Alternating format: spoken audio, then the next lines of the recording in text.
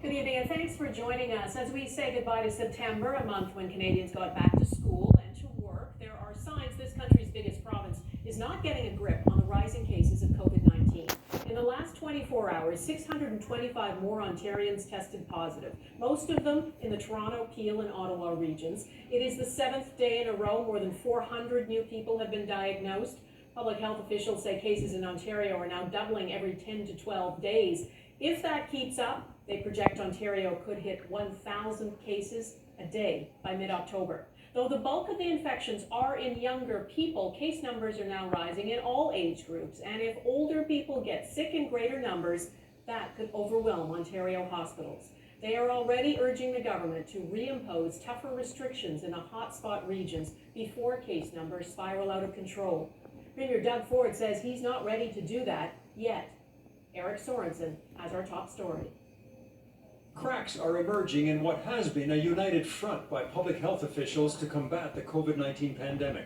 A consortium of specialists in Ontario have modeled the future, expecting a rise in cases and, more worryingly, in the need for ICU beds. Last spring, other surgeries were cancelled to accommodate COVID-19 patients.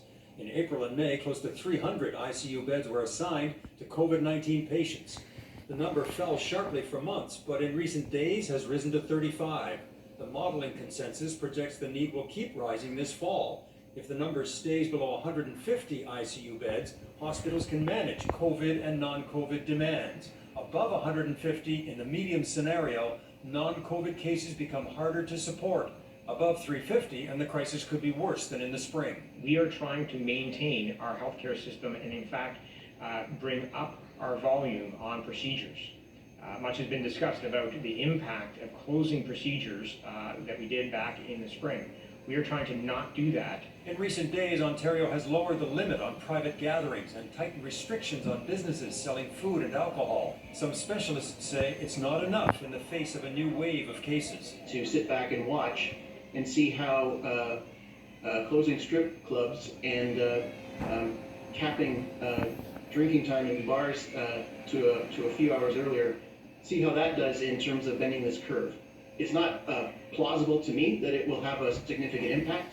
Meantime, there is a growing backlog in testing at a time when more tests will be needed with children in school and flu season coming. So this has always been about breaking the chains of transmission, always about having aggressive testing capacity and ability, and then ensuring you have appropriate contact tracing to break those chains of transmission. Ontario's premier suggested it's a difficult balance, keeping Ontarians safe from this persistent coronavirus while also keeping the economy as healthy as possible. You have to measure, the impacts to people's livelihoods. And so I take the economy very, very seriously. It's not the same as when we were before. We know a lot more, we're better prepared, we have the PPEs. Nothing we do is just a quick decision, bang, do it. But the pressure is mounting from some health experts to do just that. More targeted lockdowns sooner rather than later. Eric Sorensen, Global News, Toronto.